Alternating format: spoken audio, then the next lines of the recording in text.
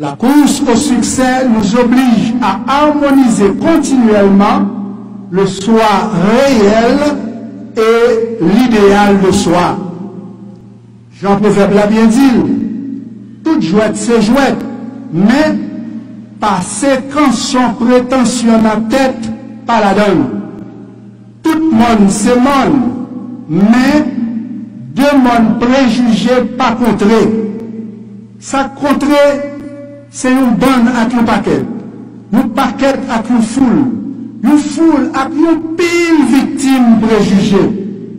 Oui, préjugé a fait trop monde, trop tête paillot.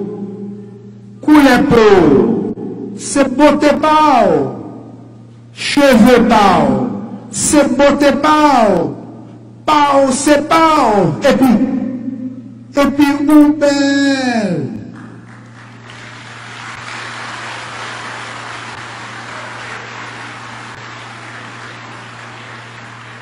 Moun qui l'aide, c'est moun sans conscience, qui prend moun sans conscience pour piller moun à conscience. Moun qui l'aide, c'est professionnel, qui tourne criminel, n'ont pas menti si au miel, qui en met un coup fiel.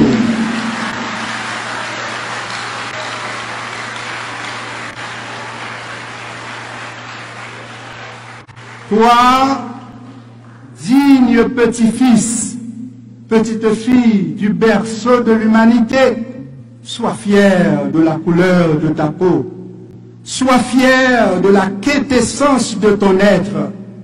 Ta beauté transcende le visible.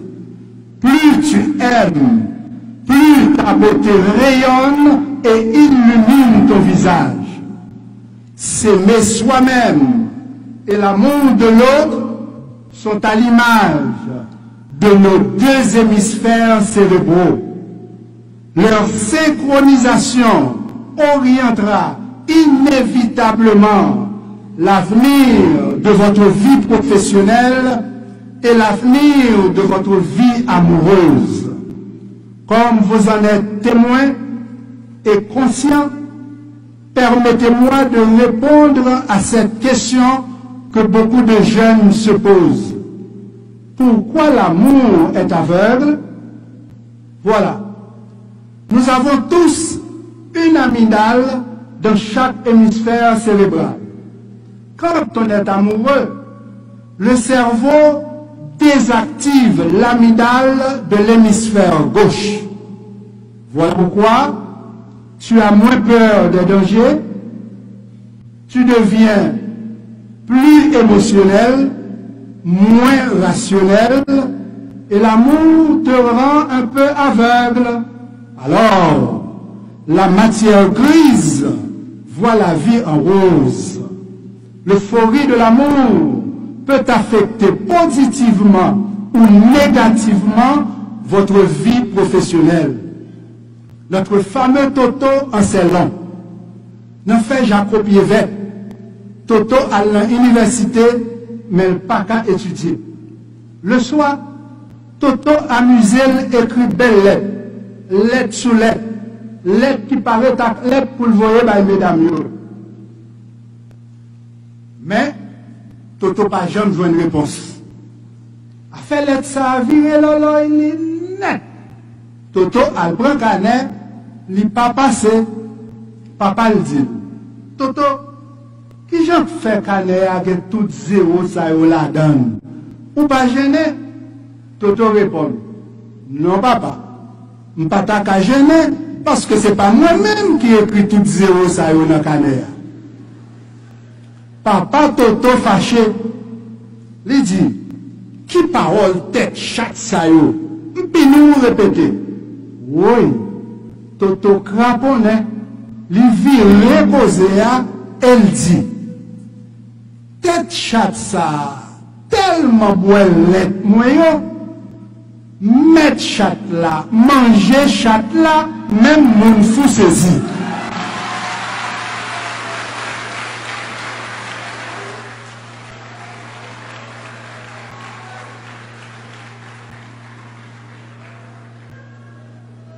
Contrairement à Toto, chers récipiendaires, vous avez réussi avec succès et vous pourrez aisément décrypter la conscience sociale.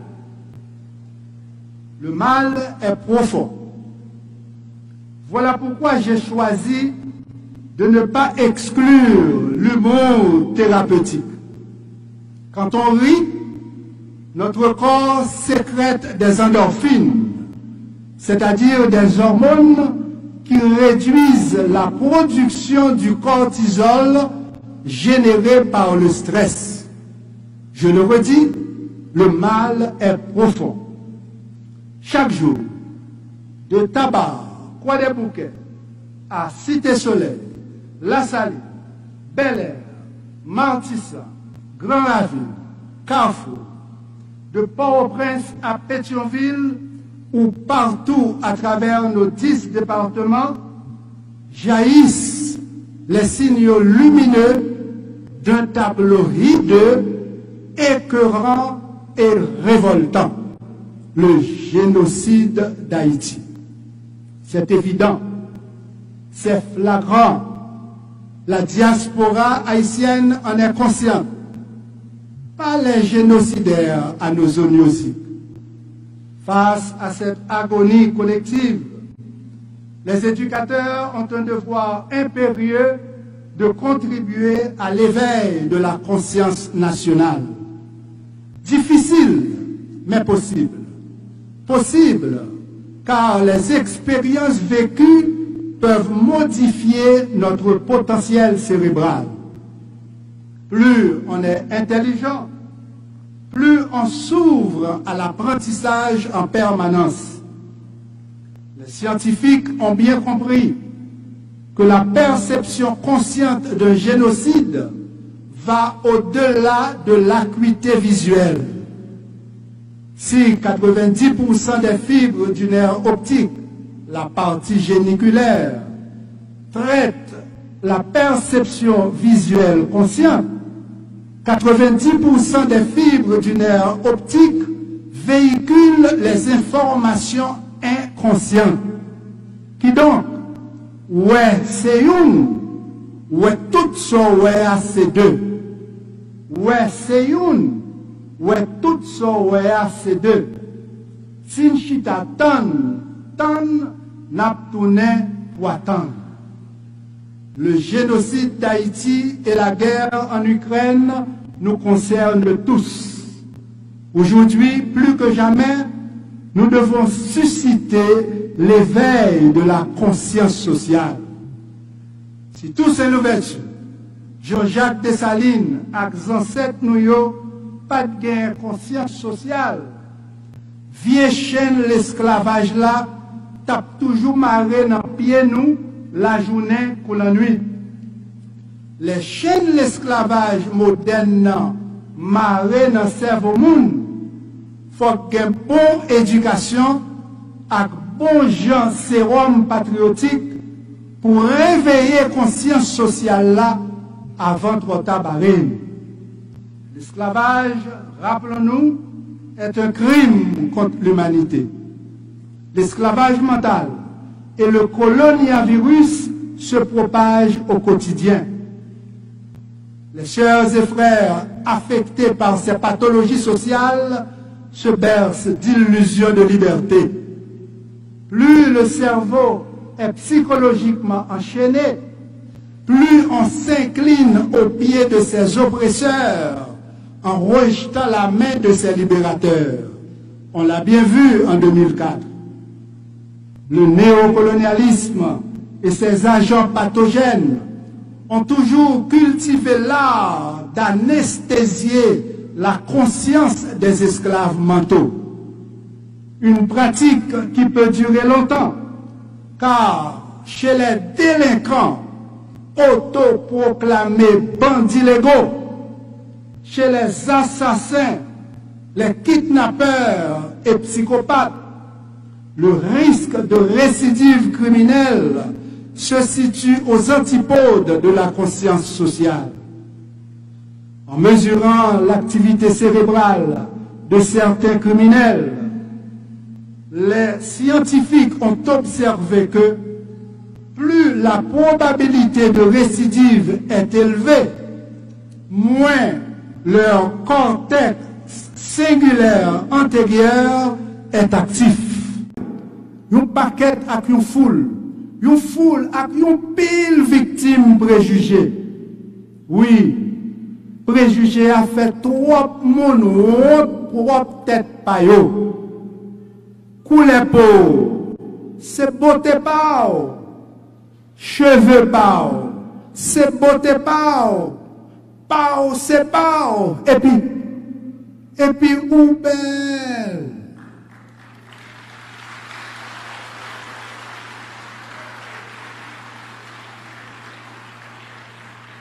Moun qui l'aide, c'est moun sans conscience, qui prend moun sans conscience pour piller moun à conscience.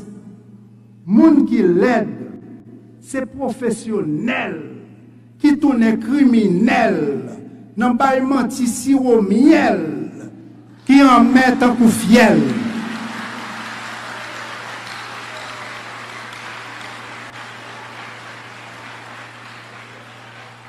Toi, digne petit-fils, petite-fille du berceau de l'humanité, sois fier de la couleur de ta peau, sois fier de la quintessence de ton être.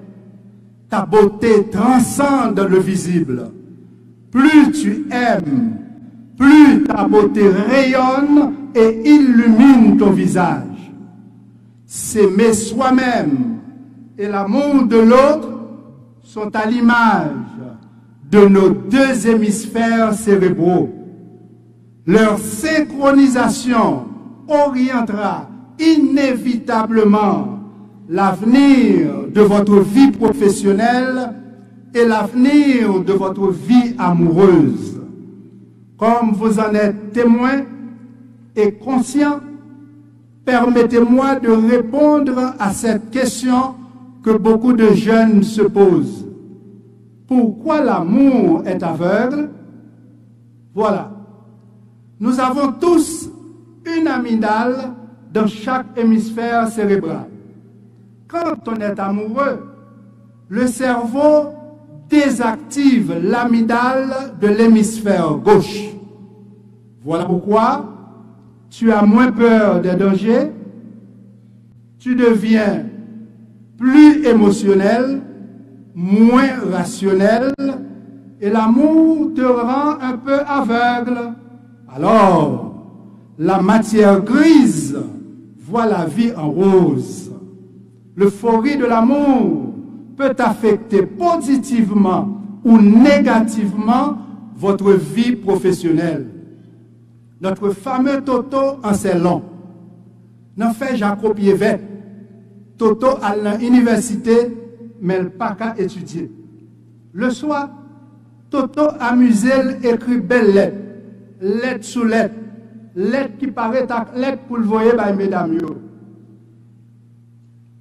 Mais Toto pas jamais joué une réponse. A fait lettre ça a viré lolo, il est net. Toto a le prend canet, il pas passé, papa le dit. Toto, qui j'en fait canet avec tout zéro ça yo la donne? Ou pas gêné? Toto répond, non papa, je ne pas ta gêner parce que ce n'est pas moi-même qui écrit tout zéro ça yo dans canet. Papa Toto fâché, lui dit, qui parole tête chatte ça yo? Puis nous répéter. Oui, Toto craponnet, lui vire causé elle dit, tête chatte ça, tellement boilette moi yo, mettre chatte là, manger chatte là, même moun fou saisi.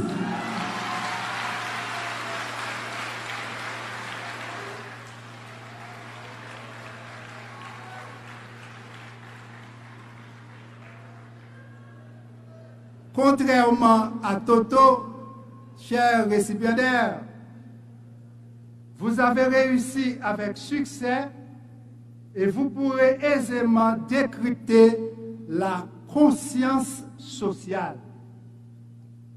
Le mal est profond. Voilà pourquoi j'ai choisi de ne pas exclure l'humour thérapeutique.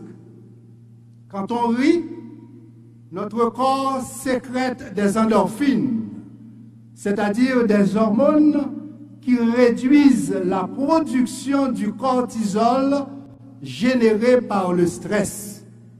Je le redis, le mal est profond.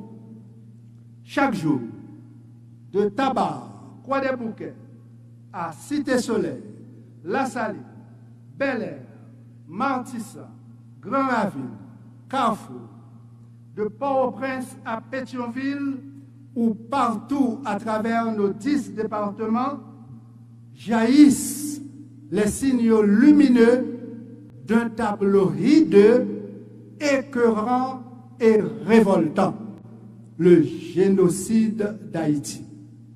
C'est évident, c'est flagrant, la diaspora haïtienne en est consciente. Pas les génocidaires anosoniosiques. Face à cette agonie collective, les éducateurs ont un devoir impérieux de contribuer à l'éveil de la conscience nationale. Difficile, mais possible. Possible, car les expériences vécues peuvent modifier notre potentiel cérébral.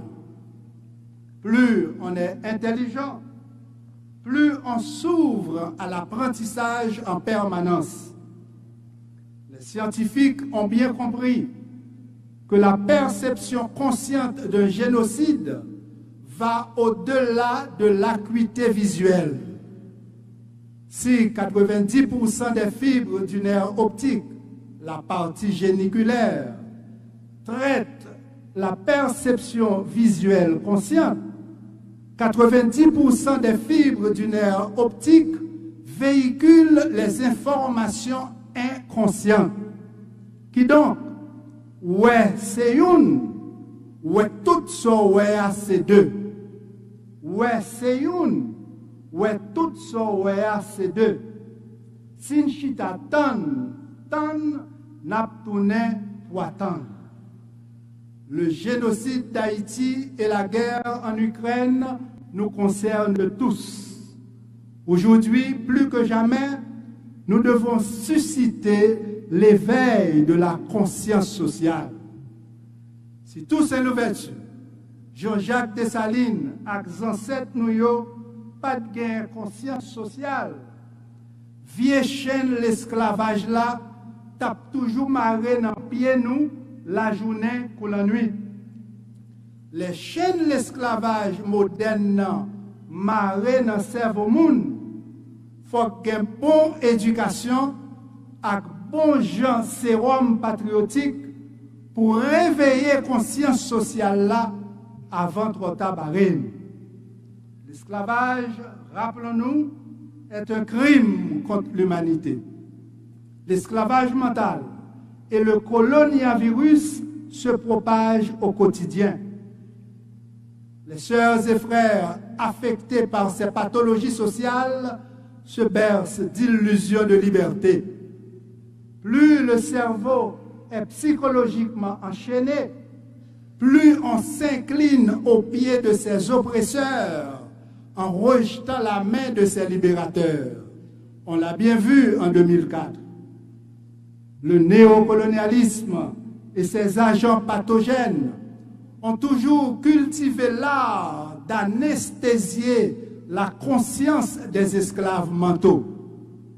Une pratique qui peut durer longtemps, car chez les délinquants autoproclamés bandits légaux, chez les assassins, les kidnappeurs et psychopathes, le risque de récidive criminelle se situe aux antipodes de la conscience sociale.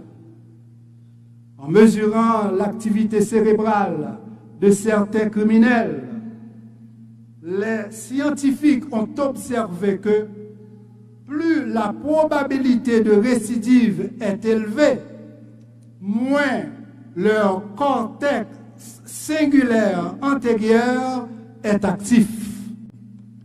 Chers récipiendaires, il y a de cela 2 millions d'années, vous n'auriez pas pu écrire conscience sociale parce qu'en ce temps-là, il n'existait que le langage oral. Si nous vivons dans la période ça, nous avons qu'à peine conscience sociale là sous tableau imagination. Imaginez un moment en Haïti qui n'a une ambulance. L'ambulance là obligée de camper dans le carrefour conscience. À gauche, c'est route changement qui mène à l'hôpital. À droite, c'est route continuité qui mène au cimetière. Maître cimetière toujours habillé tout de blanc. Baron cimetière même toujours habillé en rose. Question. Qui route pour ambulance la choisi?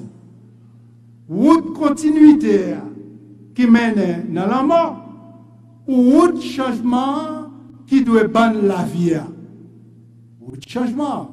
Oui, c'est lui qui est bon choix. Lorsque route changement, on va passer matissant à l'aise.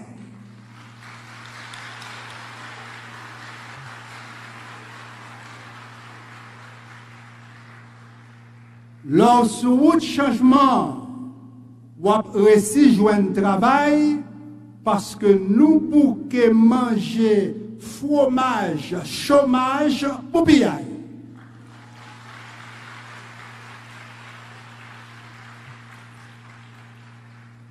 Les nous sous route changement, n'a dormi sans problème, levé sans grand goût, n'a réussi vivre sans misère et ça, circuler sans crainte, dans un pays sans gang, sans kidnapping, sans mafia, qui pesé pour moun ak genou yo, même gens assassins, te pesé pour George Floyd, juste li tout fait.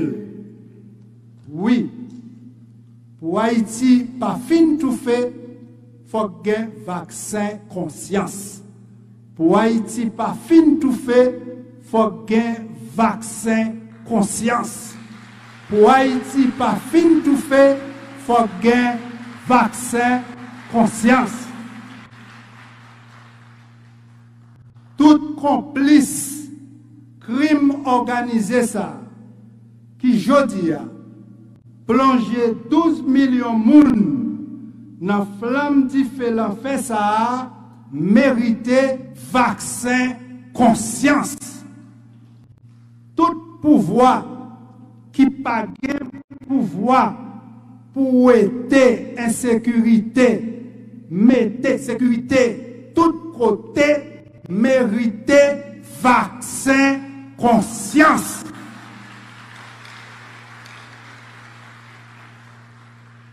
Tout le monde qui voulait traîner nous dans élection, sélection, avant d'établir bon gens sécurité, mérité vaccin conscience.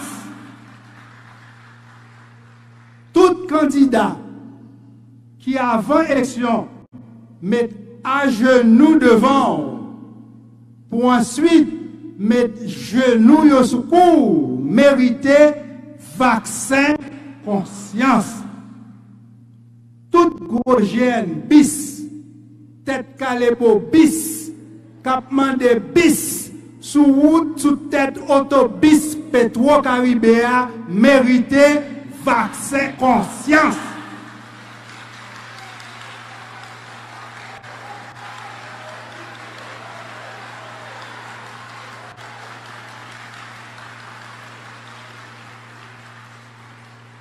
Tout gros GN bis, tête calebo bis, capement de bis, sous tête autobus Petro Caribéa, mérité vaccin conscience pas coûter cher. Première dose, gratis t-shirt. Deuxième dose, t-shirt. Troisième dose. Pour enfin, nous tous qu'à sourire, dans une belle Haïti chérie, qu'a fait même mon fou saisir.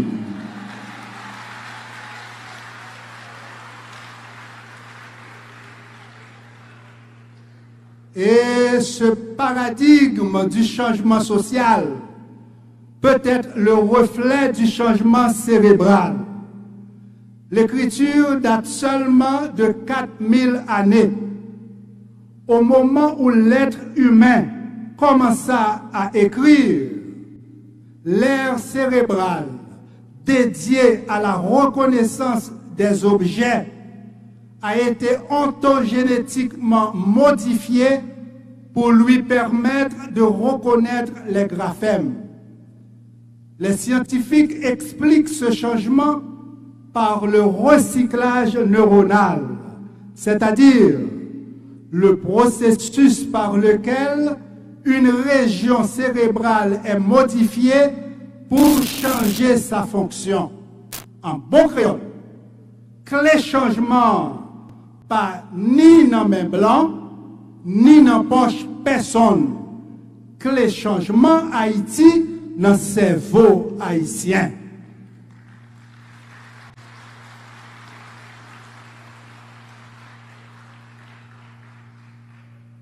Chers récipiendaires, si votre cerveau aime le sucre, vos rêves adorent le succès.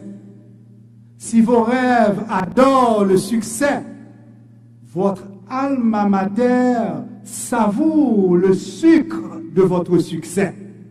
Pour qui ça? Parce que succès sans sucre, c'est science sans conscience. Là où règne science et conscience, il existe des hôpitaux offrant des soins de qualité à tous sans distinction. Le vôtre, votre hôpital universitaire, attend impatiemment votre première visite comme convenu. Comme convenu.